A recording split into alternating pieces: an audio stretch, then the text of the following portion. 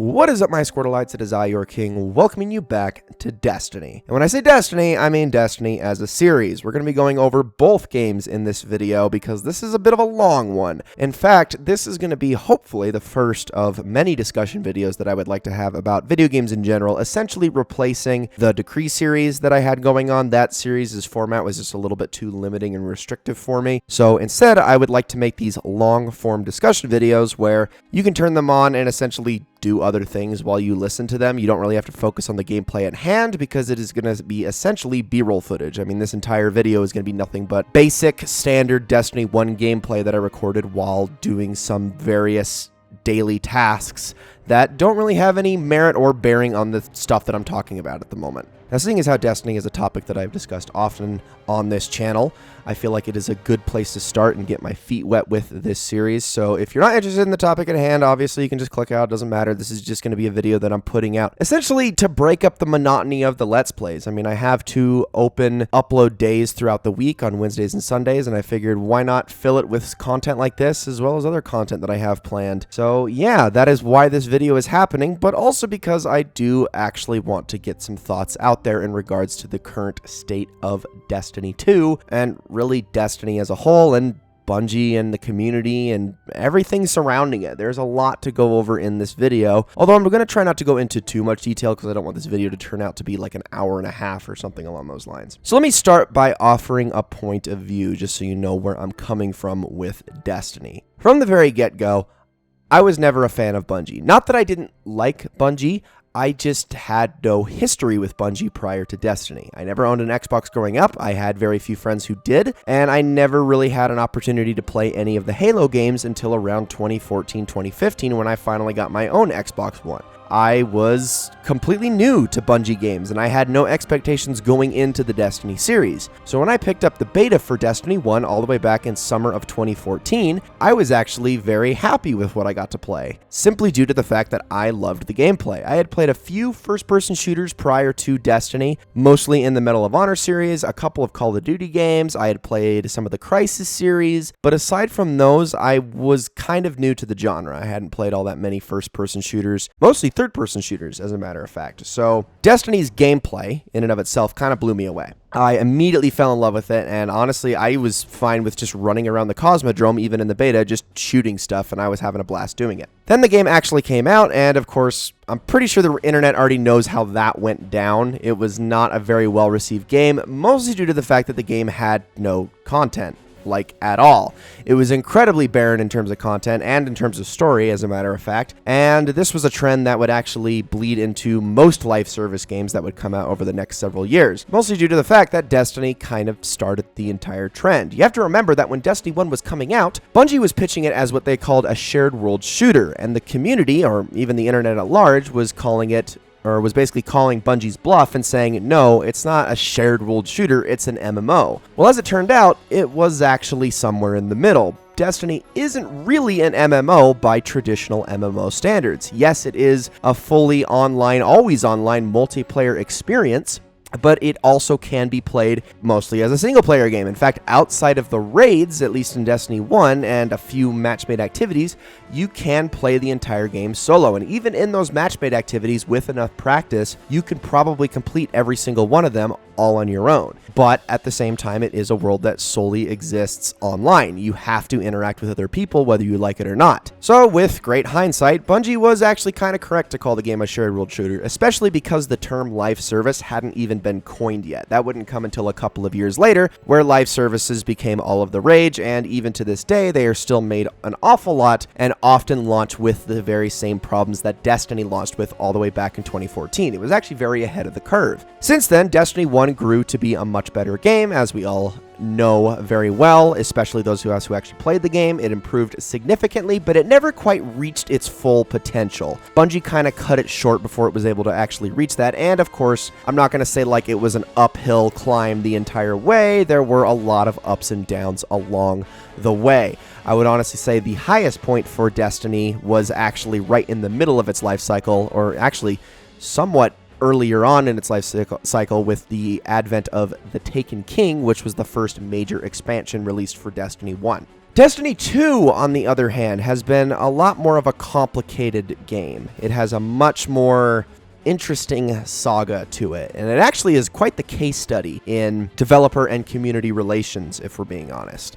Because Destiny 2 came with much higher expectations, at least what I think were much higher expectations than Destiny 1, simply due to the fact that we now knew what the series was supposed to be. With Destiny 1, based on all the information Bungie had given us, yes, there was a lot of high expectations set upon it by Halo fans who thought that they were getting something akin to Halo that was entirely under the control of Bungie, but we didn't actually know what the game was going to be all that well. With Destiny 2, we had an idea because we had an entire 3-year experience prior to that set up those expectations. We had a game that we had played before, and this was in fact a sequel, so therefore we were like, okay, we just are going to get this game, but better now. Unfortunately, it didn't work out that way at all, because Bungie, in their arrogance, and Activision as well, although we don't really know who to blame more than the other, in their arrogance decided, let's not try to make Destiny 1 but better, but instead completely nerf everything that made Destiny 1 good and try to find some middle ground between what the hardcore community of Destiny 1 liked and a bunch of people that never wanted to play Destiny in the first place liked. They were essentially trying to bring back all of the people that had abandoned Destiny in the very beginning because it wasn't the game they were looking for. Well, spoiler alert, Destiny 2 was still not the game they were looking for, and you also alienated an entire hardcore player base. I digress, of course. They learned from this mistake later on, but yeah, this was probably the worst period in Destiny's history. It was absolutely inexcusable and a complete misfire on Bungie and Activision's part. Again, we don't know who is more to blame for this misstep, but I have a pretty good idea of who that is, and no, it's probably not the one that you, the viewer, are thinking of. In any case, finally, after a whole year of this terrible vanilla experience that we were given in Destiny 2 that essentially took all of the good elements of Destiny 1 and ruined even those, we finally got the game back with Forsaken, which was Destiny 2's version of The Taken King, although I will argue that it was much better. Now, the actual, story, maybe not so much, but as far as the content that it offered and the gameplay improvements and everything, Forsaken and all of the content that came out throughout that subsequent year is, in my opinion, the finest moment in Destiny's history. From September 2018 to September 2019, Destiny 2 was just in a fantastic state. Yes, it did have minor ups and downs during that period. Not all content was a winner, but the overall state of the game was absolutely at its finest and has honestly never been touched since and was never even close before that. The 1,200 hours that I have put into Destiny 2 to date, about 1,100 of those I can attribute to just that 12-month span, because again, it was so darn good. Year 3 rolls around, however, and that brings us to where we are today, and we got an expansion called Shadowkeep that was admittedly very good, but it itself was not as feature-rich as Forsaken was, and so eventually you had to run out of content, and what we were left with after the fact, and are still left with up to this very day, is disappointing to say the least. Now, I want to preface this because some people will call me out on this if they are in the know, that the explanation and the reasoning why Destiny 2 currently is not releasing all that great of content is down to the fact that Bungie said, and remember how I said year 2 was just phenomenal? The content model that was put out during year 2 of Destiny 2, according to Bungie, was entirely unsustainable, especially because a lot of that content, Bungie did not make all of it themselves. Half of that workload was also done by other Activision studios, such as Vicarious Visions and Sledgehammer Games. Now that Bungie is no longer partnered with Activision, they no longer have those resources, and therefore that kind of content, again, is unsustainable. So they decided to scale things back.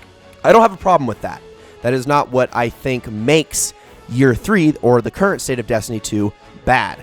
In fact, yeah, I could say the content is not all of that great, but a lot of those problems would be alleviated if not for a change in direction and philosophy for designing Destiny. Let me start by saying that Destiny is fantastic because of exactly one specific thing, and that is its gameplay. Destiny is not something that I would strictly call a first-person shooter. Although I do love its first-person shooting mechanics, it is more or less an action game. Destiny is not just good because you shoot things, although that is a huge part of it. It is also good because you throw grenades at things and watch them explode. You get a lot of awesome visual and audio feedback when those kinds of things happens. This also applies to your melee ability, your super ability, all of your other little abilities that you can use as a guardian, as this space magic wielding godlike figure. All of those things are what make Destiny so fun, or what makes its gameplay so fun. That gameplay in and of itself is what carried it through the absolute barren landscape that was the first year of Destiny 1, even though there was legitimately nothing to do. Like, I know a lot of people rag on Anthem right now, but I would almost say that Destiny 1's launch date is very comparable to the way Anthem's in. But the reason why Anthem is a dying game and Destiny actually was able to pull itself out of that was because of the gameplay. I'm sorry, I'm not going to bash on Anthem's gameplay or anything. Like, that's not really an area of expertise I even have. But I can say without a doubt that Destiny's gameplay has always been so exceptional that it is a large part of why it has such a massive player base, and it has fostered such a wide variety of players and a huge community, and has persisted for so many years despite so many of its missteps. That is pretty much the reason, if you were wondering why people like Destiny so much. It's the reason why, to all of those people who say, well, why not just play Warframe? That is why. For all those people who say, well, why not play The Division? That is why. It will answer pretty much all of the questions you have as to why people play Destiny. Of course, other mechanics within the game are pretty good too. The weapon design itself is more or less awesome. I would say a lot of the exotic gear is very fascinating and very fun to use. And I would also say that the loot grind itself in certain stages has been very addicting and very exciting. At other times it has been very addicting and very harmful, but you give and you take with this game. It's kind of always been that way. But that is also the reason why I love Destiny, is because of that gameplay. Personally, if I had a choice between Destiny and any other first-person shooter in the world, and I was only allowed to play one forever, I would pick Destiny in a heartbeat. Absolutely no question. It's just fun to sit down after a long day, especially after work, and I've worked for 12 hours, to just come home and shoot some aliens, to run some strikes, and just shoot stuff. It feels fantastic. It is one of the most therapeutic, relaxing, easygoing first-person shooter or even gameplay experiences that I have found in my entire lifetime. I love it for that reason alone. And I think I've gushed about it enough at this point, but I think you understand where I'm coming from. Anyway, what's important to understand about the differences between Destiny 1 and Destiny 2 is that Destiny 1 understood this fact about its gameplay very well. No matter what state the game was in, no matter what content was coming out, never, or almost never, I should say, there was like one specific exception with one specific weapon type, but I don't need to delve into that. Almost never was the gameplay itself really touched. It was never affected in a negative way. You were pretty much always a reasonably strong killing machine, and all of your weapons felt pretty darn effective. You always felt like you were actually shooting things more than you were using a DPS stick like you would in most MMORPGs. Destiny 2, on the other hand, has failed in this department a lot, especially with its launch version. Destiny 2 completely changed the way that Destiny behaved from a gameplay standpoint.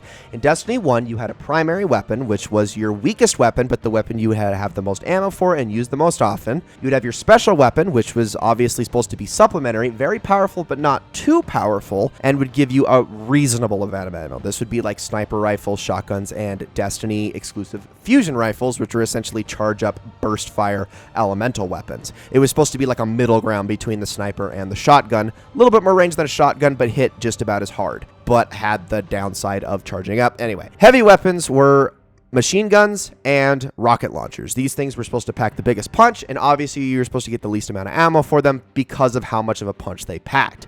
This was the hierarchy of weapons. This was the dichotomy of your weapon loadouts, and Destiny 2 decided that wasn't a good hierarchy for some reason. Instead, they decided to opt for a dual primary loadout, where you would have 2 of your 3 weapon slots occupied by primary weapons, one of which did kinetic damage and the other did elemental damage, which was, I guess, supposed to replace special weapons without actually doing the damage that they did. Meanwhile, all of your special weapons were moved into the heavy weapon slot to join rocket launchers and grenade launchers. They took out machine guns for some reason in Destiny 2. I'll never understand why they did that in the first place, but Again, I digress. On top of that, your primary weapons dealt significantly less damage in both PvE and PvP as opposed to in Destiny 1. It wasn't enough that you were only allowed to use primary weapons 90% of the time, and your fun weapons, everything else that you would be using was relegated to a slot where you'd barely have enough ammo for them, and you could only equip one, but you were actually dealing less damage with those same primary weapons than you were in the first game.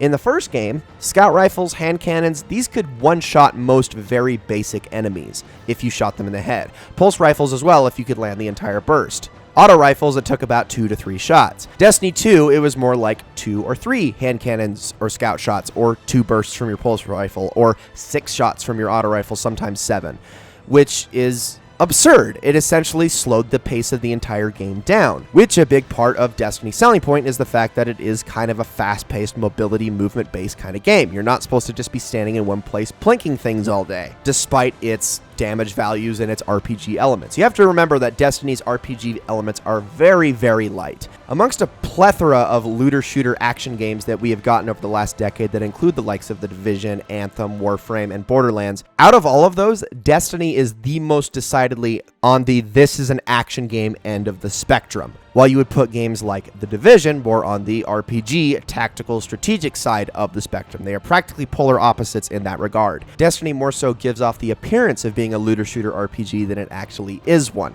It has damage values, it has stat rolls, it has cooldowns, but they are almost negligible unless you're getting into the end game. And even then, they don't really make a huge difference 95% of the time. If you really, really want to min-max, you can be slightly rewarded for it, but it's so negligible that most activities will not require it of you. I have seen plenty of players who do not give a crap about any of those kinds of things succeed in even the hardest content in the game. And yes, that includes both PvE and PvP. You really just need to have good aim and good positioning and know how to use your abilities properly rather than maximize DPS or any of that bullcrap. Anyway, with all of that in mind, you can understand why the vanilla state of Destiny 2 was practically unacceptable. Right before Forsaken launched, at the end of 2018, they actually, prior to the expansion, they actually changed back the damage that you would deal to enemies and fixed all of that, essentially, basically buffed all of the weapons in the game, and then also gave us the primary special heavy system back. And in doing so, for like the 2 weeks where that existed before Forsaken came out, it was such a noticeable improvement. Like, me personally, I was so averted to Destiny 1's vanilla state that through its subsequent 2 DLCs, Curse of Osiris and Warmind, I flat out just didn't play them. I had no desire to go to any of that content, and I wanted nothing to do with it. But in that 2-week span where the gameplay had been improved basically back to its Destiny 1 levels, going back to that content, it was actually pretty good. I actually sort of enjoyed it. And you know what? All of the content in Destiny 2 was not the problem. I mean, yeah, okay, sure, it certainly could have been improved in some areas, but essentially Destiny 2 had the exact opposite problem that Destiny 1 had. Destiny 1 launched without any meaningful content, but amazing gameplay. Eventually, once that content was added on, the game started to come together. Destiny 2, on the other hand, launched with pretty decent content, but the gameplay was so bad that none of it was worth playing. Once the gameplay became good again, the content was fine. It really wasn't actually all that bad at all. And in fact, that content quality was pretty much consistent throughout Forsaken. But because the gameplay was back to where it should have been in the first place, it felt decidedly better as a result. It felt as awesome as ever. But that's in the past. Now we're talking about year 3. There's a couple of things that have been changed with Shadowkeep's expansion and all the stuff that's going on currently in Destiny. And do you remember how I said that the issue with Destiny 2 has been that Bungie has not held true to the philosophy that the gameplay is why Destiny's so good? Well, that doesn't just apply to year 1. It also, unfortunately, applies to year 3. Now, there's a few things I want to preface with before we jump into the actual issues with year 3, just so that you get an understanding of why these issues are even there. Throughout year 2, there was one consistent criticism throughout the community, and also on Bungie's end about the way that the game was being played. Because I'm going to be honest, even though Forsaken was fantastic, and all the content that came with it, All that content was very easy content. It was almost too easy. It was way too easy to breeze through pretty much any activity you did. You were easily at your most overpowered that you have ever been in the Destiny franchise. There were so many exotic armor pieces that had been buffed due to the state that they were all in year one, and so many things had essentially just been buffed to feel strong again before the damage values were reverted back to their Destiny 1 states, that once that was done, once that was officially put in place, everything was really overpowered. I mean, you had so many exotic armor pieces that you use a super and you'd instantly have that super back once your super was done. There were several that behaved that way, not to mention others that just gave you way too many abilities. I mean, these made Destiny 1's armor pieces and weapons just pale in comparison. Forsaken, you were a monster. You could destroy everything. And it also didn't help that a lot of the systems were not rebalanced with this shift in mind. You have to understand that when Destiny 2 Vanilla launched, another problem with the game was that all weapons only came with one perk. Throughout Destiny 1, they'd always had two, so this was another significant nerf. Now, to compensate for this, and because they only had one perk and were fixed with these, a couple of these perks were a little bit stronger than their Destiny 1 counterparts. You had Kill Clip, which was the same as Destiny 1's version of Reactive Reload. Both of these perks, after getting a kill, would give you a damage bonus after you reloaded the weapon after the kill. Reactive Reload only kept this bonus for a couple of seconds. Kill Clip kept it for more like 4 or 5. Now, you might think that's not a big difference, but in moment-to-moment gameplay, that's huge. There's also Rampage, which was its Destiny 1 equivalent was crowd control. In Destiny 1, you got a kill, you got a tiny damage bonus for a few seconds after that you could use to kill more enemies after the fact. This did not refresh with each kill, however. It only refreshed after the cooldown was complete. In Destiny 2, you had Rampage, which did the same thing, but rather than just last a couple of seconds, you could perpetually keep this bonus going as long as you were continuing to get kills, and on top of that, with every successive kill, the damage bonus would increase up to 3 stacks, thus making you significantly more powerful once you got Rampage up to ×3, and you could just keep mowing through enemies and keep the bonus going. So this is obviously de facto better than the Destiny 1 version. Now, with Forsaken, once we get our 2 perks pack, Rampage and Kill Clip are still in the perk pool, with other perks on top of that. And, to make matters even worse, halfway through year 2, they introduced more of these damage perks. They introduced one called Swashbuckler, which was like Rampage, but it stacked up to 5 times and could be brought all the way up to ×5 with a melee kill. You also had Multi-Kill Clip, which the bonus could actually be stronger if you got more rapid kills in succession before you reloaded your weapon. You could stack that up to ×3. Now, these were more maximization perks. They were a little bit harder to utilize as efficiently as Rampage and Kill Clip, but they had higher potential. Either way, these 4 damage perks have dominated the game ever since, and they have effectively made legendary weapons more powerful than exotic weapons. You have to understand that exotic weapon design, although in a couple of instances has been made to straight up deal more damage and be more effective than legendary weapons in that regard, for the most part, they're not ever designed that way. Most exotics usually have a completely unique perk. Like, a good example of this is a pulse rifle in Destiny 1 called Red Death, which would heal you upon every kill. It wouldn't do any extra damage, but it would just straight up heal you. Suros Regime was an auto rifle. Its original state, it just fired slower and dealt more damage as a result, but in its later state, the longer you held down the trigger, the faster it would spin up its rate of fire, but not decrease the damage, which when you sped that damage up, it would just mow through things really quickly until obviously the magazine ran out. These are the kinds of designs that exotic weapons were based around in Destiny 1, and actually that design continued into Destiny 2. But the problem is that in Destiny 2, when you have these legendary perks that are so strong, exotic weapons, which are more so meant to be niche and dictate and change your playstyle when you have them equipped, they can't outperform raw excessive DPS. They just flat out can't. And so as a result, not only do all of your weapons essentially boil down to getting just one of these 4 perks, but they also completely eliminate exotics. For the most part, you just kind of don't need them unless they offer like debuffs or something along those lines, which was another thing that had to be addressed later on. So essentially, Destiny 2's problems boiled down to the fact that Destiny 2 was completely rebalanced in a totally different way that was nothing like Destiny 1. And some of these things on their own were not all that strong. But with the original damage values and the original gameplay of Destiny 1 brought back into the fold on top of these systems without these being reworked made for kind of a mess of a game where things were a little bit too strong. And of course, as is typical Bungie fashion, they went about fixing everything in exactly the wrong way. When you have power creep in your game, what do you often do? Usually, you kind of start from scratch. You don't actually delete everything, but you essentially relegate a lot of those extremely powerful things to the past and pretty much stuff them down into the box and make sure that they never resurface. You don't want that to come back, and you pretty much go back to the drawing board and be like, okay, this is how we're rebalancing the game from here on out.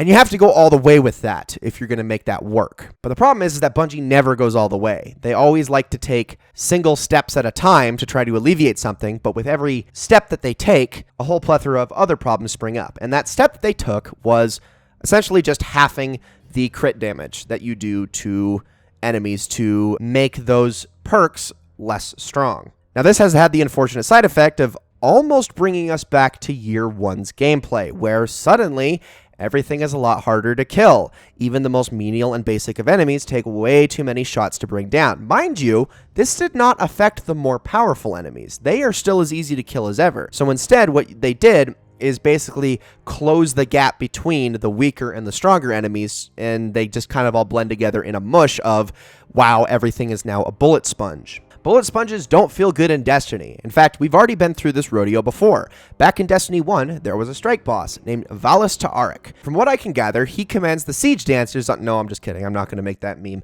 Anyway, he was essentially a giant colossus, which they are the highest tier enemy of the Cabal faction. They are these big honking guys with railguns, and they can also fire rockets out of their backpack, and they can stomp the ground, and he was just a much bigger version of one of those. He would essentially walk back and forth throughout a room, and you had all sorts of cover that you could utilize to try to avoid his attacks while trying to take him down. But because he was so exposed, Bungie's initial design for him was, let's just give this guy a whole lot of health. And oh my gosh, did they ever. Even to this day, he still feels like he has a pretty significant amount of health compared to a lot of other strike bosses. And they cut his HP in half. They had to cut it in half because of how long it would take to bring this guy down. There were multiple cheese strategies that were formed for specifically that strike boss to take him down in all manner of activities, even regular strikes, not necessarily Nightfalls, the higher end, but just the basic strikes where the difficulty is lower and you take less damage. You would have to go into a cheese spot if you wanted to make it through the entire strike, because if you died, like any other strike boss, you would go back to the very beginning of the fight.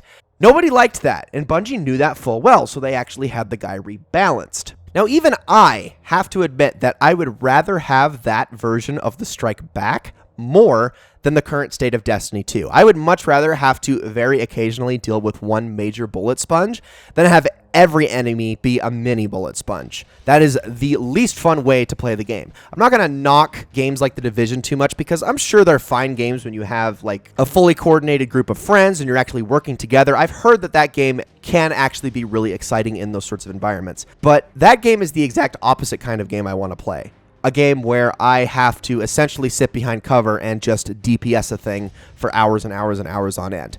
That is exactly not the reason that I play Destiny. That is exactly why Destiny appealed to me, is because I didn't have to play that kind of game. I know there was a lot of criticism early on in Destiny 1 for it having bullet sponge-like enemies, but it honestly, as far as most of these sorts of games are concerned, it really didn't. It had a couple of strike bosses that took a while to kill, but once you sort of figured out how to take them down, most strike bosses were a couple minute affairs, like at worst, maybe like 3 to 4 minutes in the worst of scenarios, aside from, again, that one odd one out, Valis Ta'arik. Destiny has never really been all about bullet sponges. Not compared to most of these other looter shooters, it hasn't. It has always been about getting kills in very quick succession, much like any other first-person shooter. It just happens to have damage values pop out when you kill an enemy. And honestly, I'd say that it just enhances the visual feedback, of which this game has already been so good at for so long. But the thing is that having to slowly plink away at these very menial enemies for so long just to take them all down, it actually just makes the problem worse. It actually just makes power creep even stronger and makes the weapons that were already sort of lagging behind even weaker.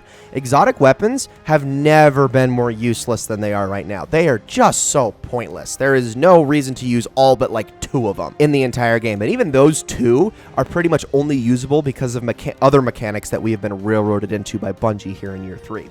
This sort of change has only exacerbated the problem and has made damage boosting perks more powerful than ever. They are absolutely necessary. But you know, the thing is, and what is another problem with this entire scenario, is the fact that just getting those necessary weapons isn't even all that difficult.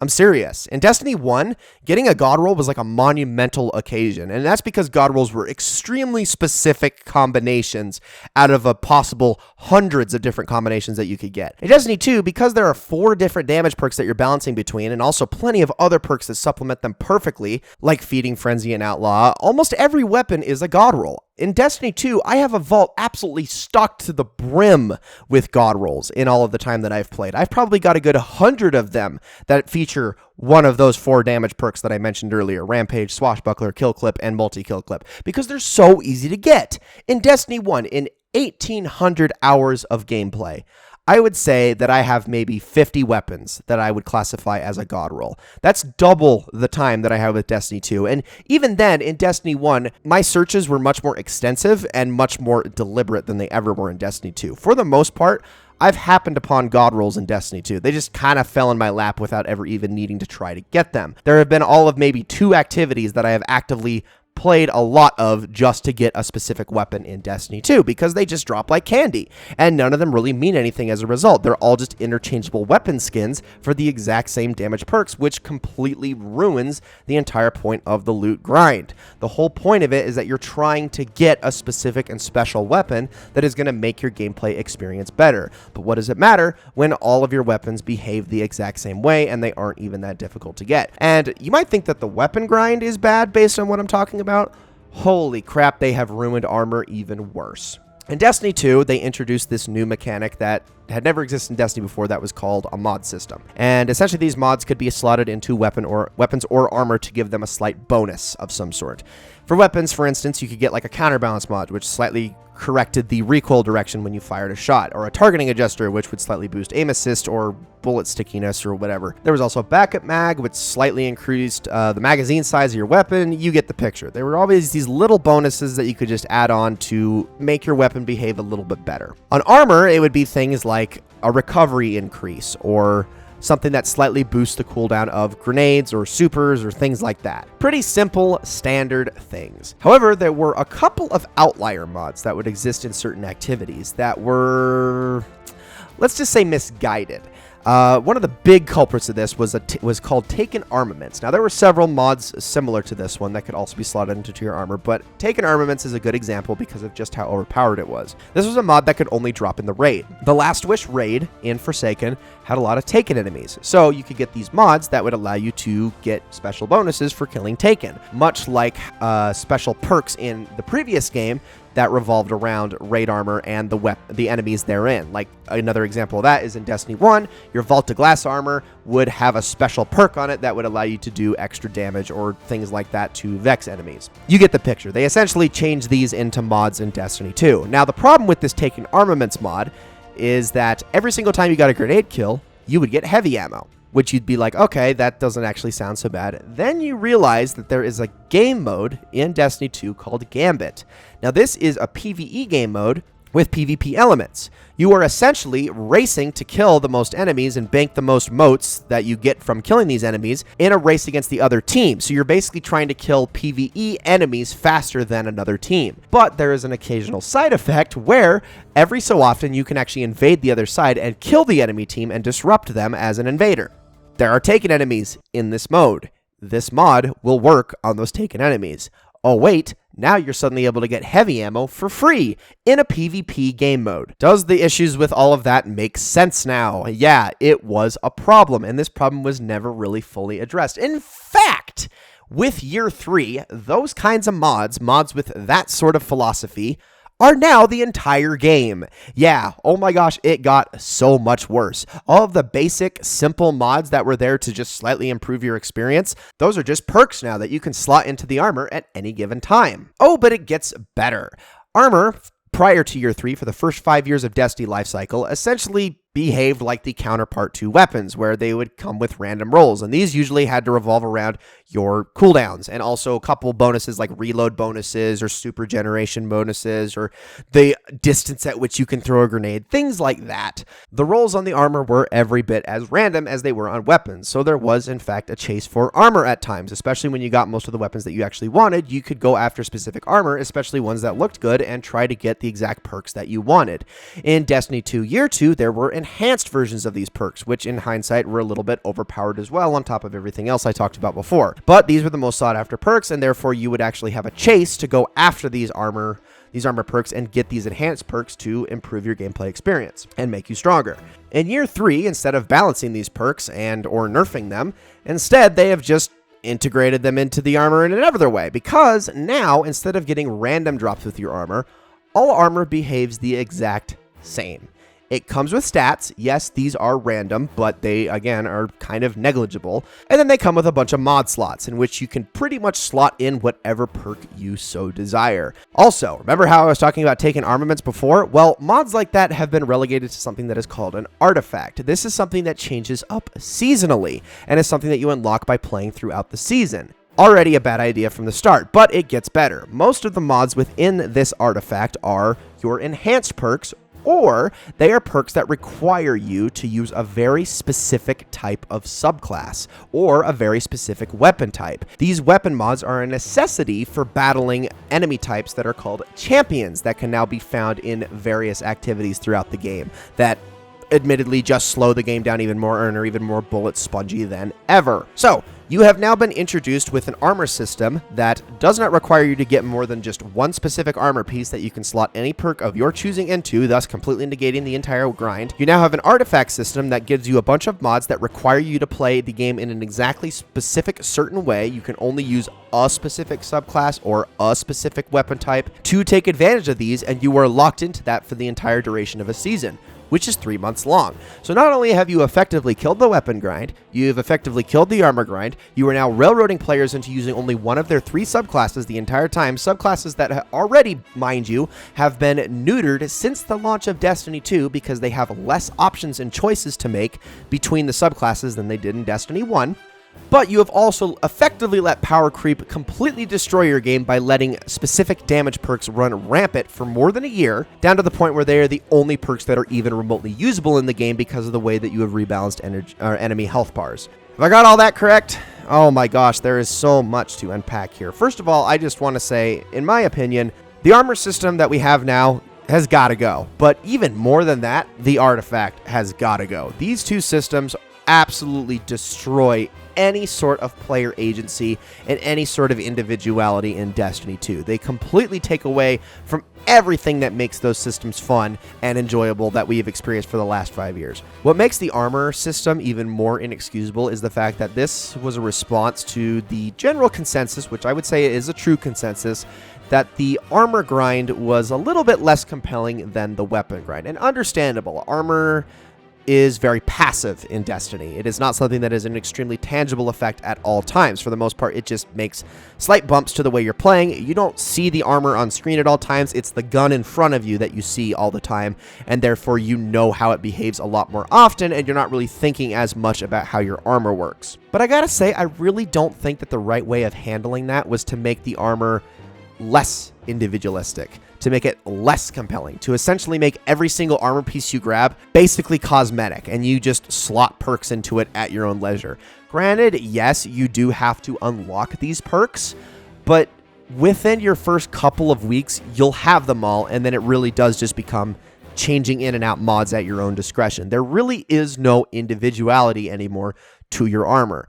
Even with a transmog system, there's just nothing special about getting an armor drop anymore. It is totally cut in half, the loot grind, and the weapon grind, as I said before, is already markedly worse than it was in the past. Now, I don't want to be too completely harsh on Bungie here, because while yes, I am going to give them criticism for the fact that Bungie is very notorious for doing what they think is best and going exactly against community feedback and then having it blow up in their face multiple times. But you have to understand that on the flip side, on a lot of occasions where Bungie has listened to feedback, that is also blown up in their face. The community is very good at voicing an opinion, but not necessarily knowing exactly where they want that opinion to go. This has happened, I mean, this is not just a Destiny issue. This is with pretty much any game with a vocal community. There'll be people who be like, I like this is what I want, and this is how I want it. And Bungie should be taking that feedback, and they should listen to the part that, the thing that they like. Yes, they should take that into account. They should listen to why they like it, absolutely, but they should stop there. They should not be listening to how they want the player base to change things, because when they do that, that's when things go wrong. A great example of this is actually the current state of the game. You have to understand that the reason that we're in this situation in the first place is not entirely Bungie's fault. Since the beginning of Destiny 1, the community has many times expressed their desire for Destiny to become much more of an RPG-centric game. They want more of those systems. And in a way, a lot of the systems we have now are those RPG-centric systems. But that's the problem, is that Destiny really was never meant to be that sort of game. I'm sorry, I'm going to go against the community on this one, but it really shouldn't be this way. And to give the community the benefit of the doubt, I think for the most part what they meant was not to add more RPG systems and make this game more slower paced and more like a World of Warcraft style game. I think what they mostly want was for more depth to the systems that were already in place from the very beginning, which we did actually get a lot of that. And I think that desire is never going to be fully satiated. You also have to understand that it's a community.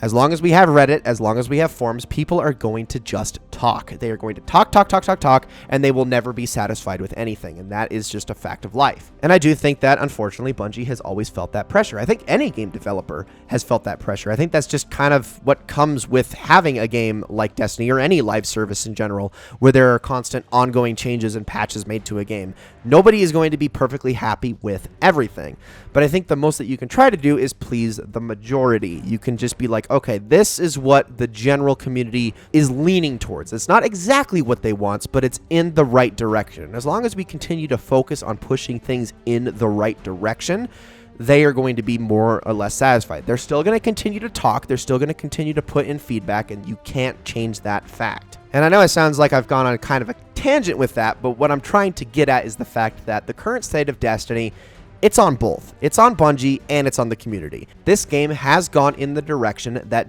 Bungie perceived the community as wanting it to go in.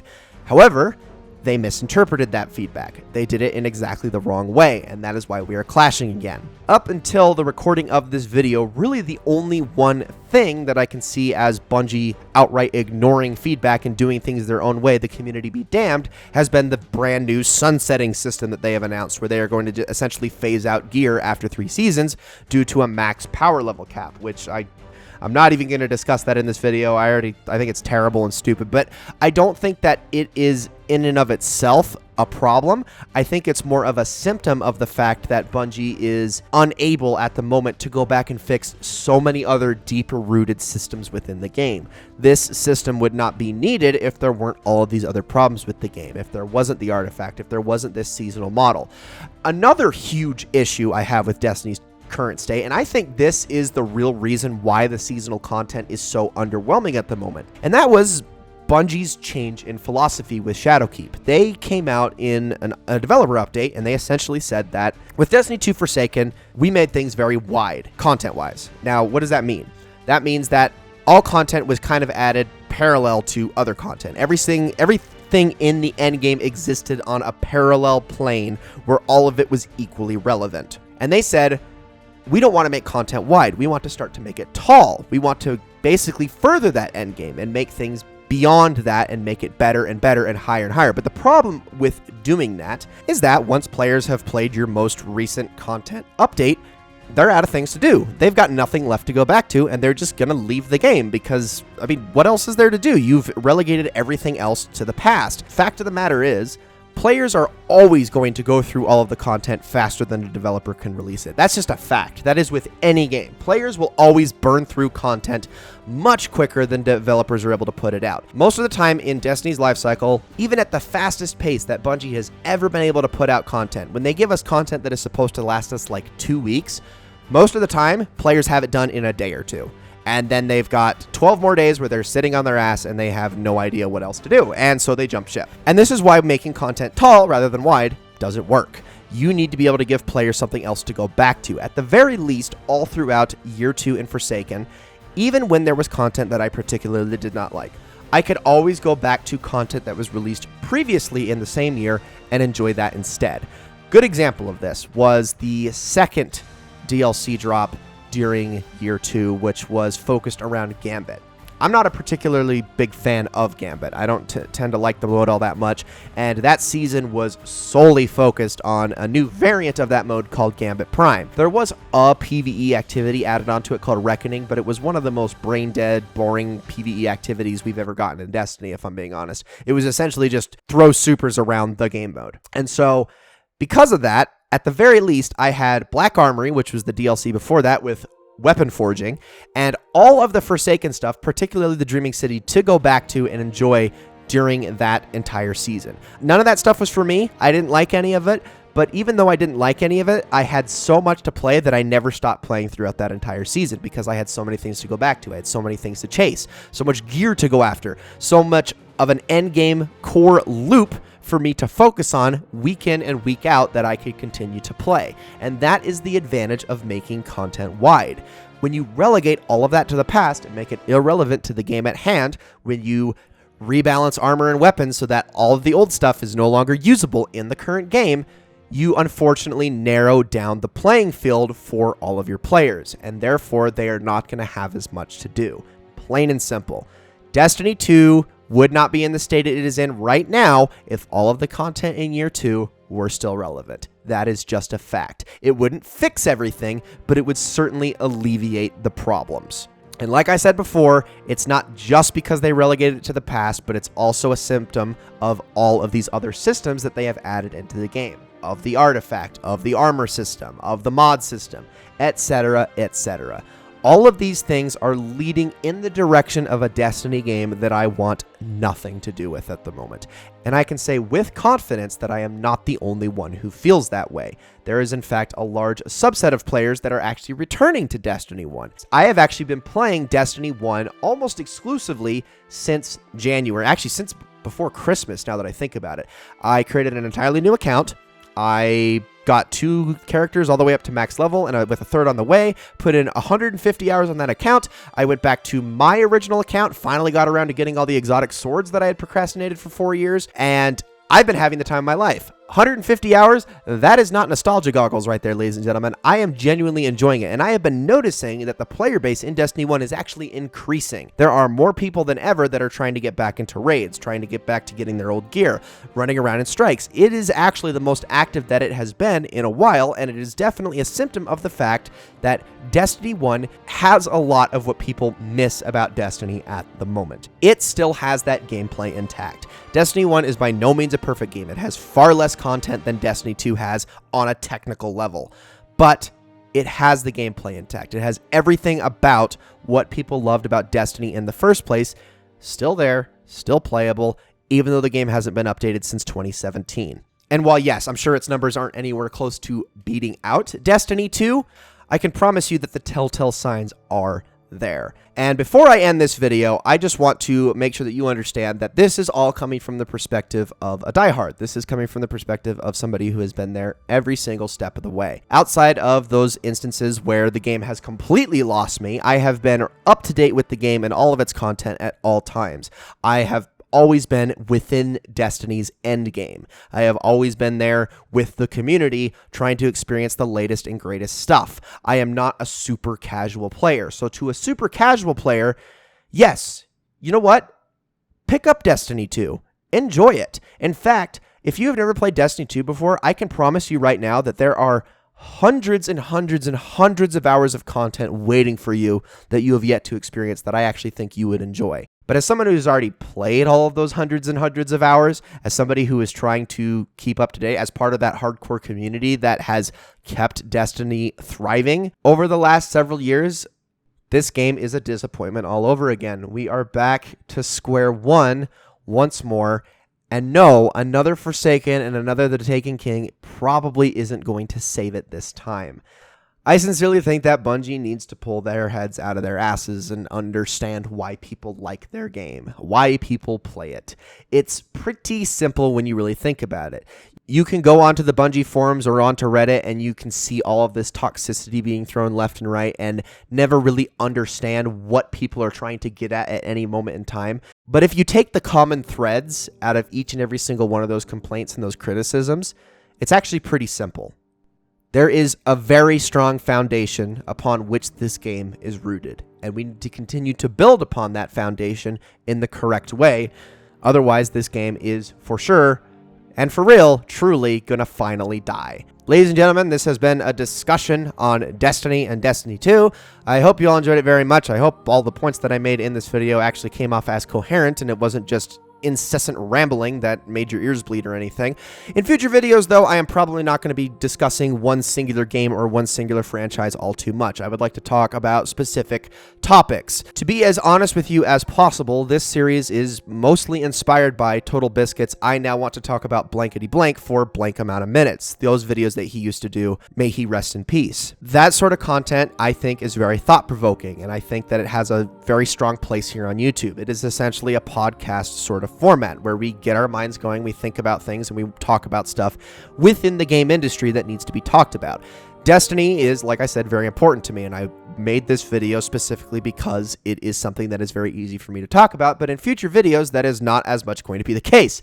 We are going to dive into specific industry topics. One of the ones that I have in mind for actually very soon is about the way that games are written. And another one I have in the pipeline is, in fact, about piracy and emulation and how those things relate to video games and the video game industry. I'm sure that's going to be a fun can of worms to open up, but it'll be an interesting discussion, and I hope it will be very thought-provoking. That is why I am making this video, and that is why I'll be making all of these future videos. So if you liked this video, let me know in the comments. Please feel free to expound upon the things I said in this video, whether or not you agree or disagree with me. If you like this video, feel free to like it. If you didn't like this video, go ahead and dislike it. Ladies and gentlemen, thank you all so very much for watching. I hope you enjoyed this very, very much, and I will see you all in the next one.